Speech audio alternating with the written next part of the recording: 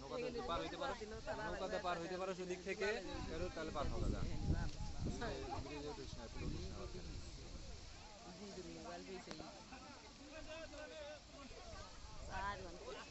সাবধানে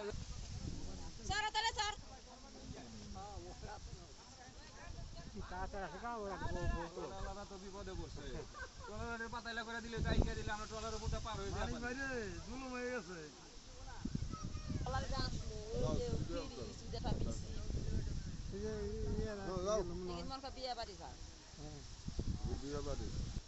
ট্রলারের মধ্যে খান দিতে বাইরে